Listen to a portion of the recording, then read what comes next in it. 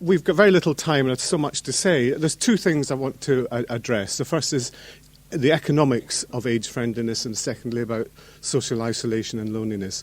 So I think we have to get hard-headed about this. Population growth is very significant. In the next 25 years, over 65s are expected to increase by 40%. In Bristol, it's expected to be 49%. We're expected to grow from a national average of 17% of people being older people to 24%.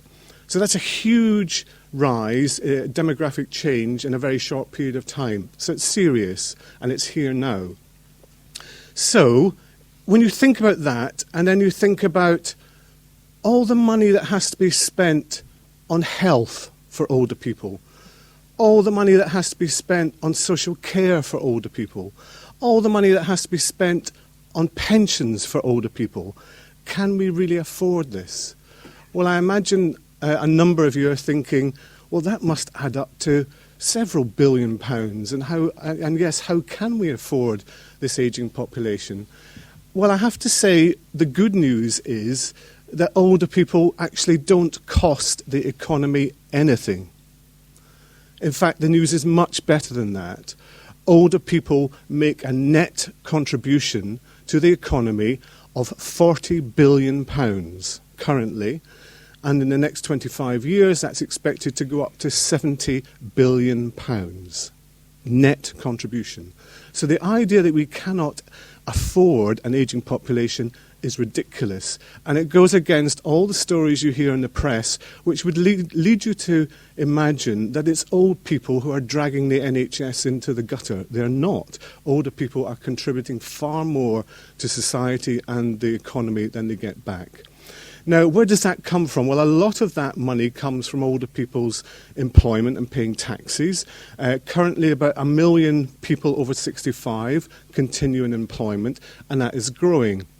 The government estimates that a 1 year increase in the average length of people working would add an extra 1% to GDP. That is a hell of a lot of money. Now, future cities, if they're smart and sensible, will do all they can to try and promote and help older people who want to work longer. And a lot of older people do want to.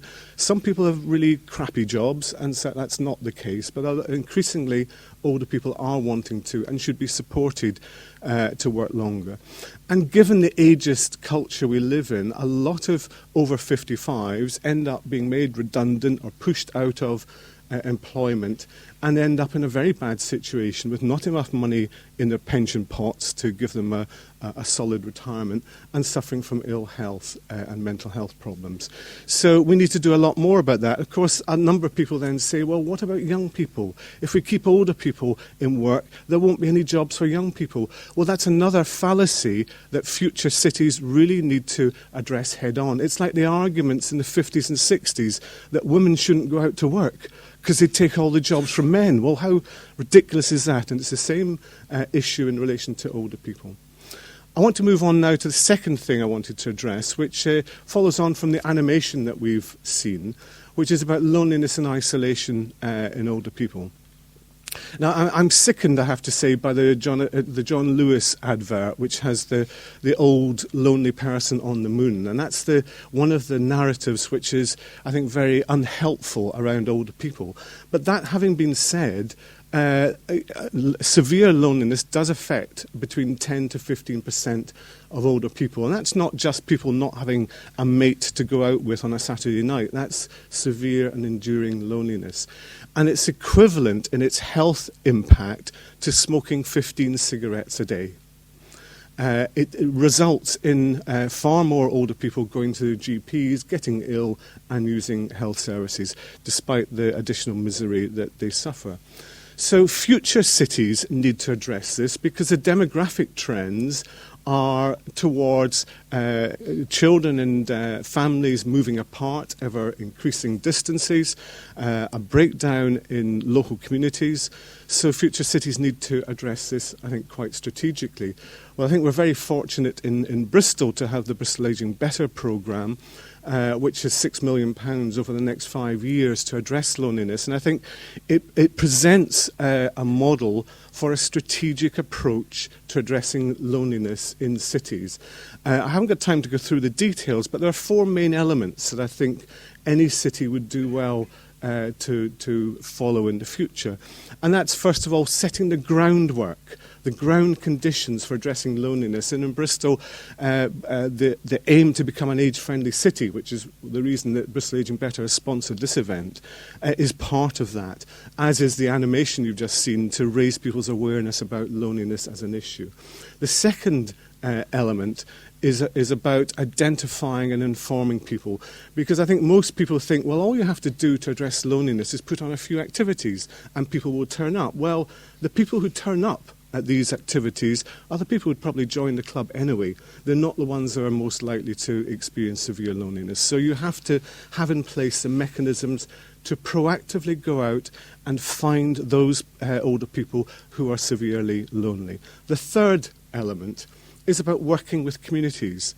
There never has been, and there never will be, sufficient money to provide services for older people to address loneliness. It's not even philosophically the way to go forward. The idea of the dependent, needy older person who needs a service really needs to be challenged, and we need to draw much more on the assets and abilities of older people in communities. So a big strand of what's happening in Bristol is to invest in community development where older people will be doing it for other older people and not professionals.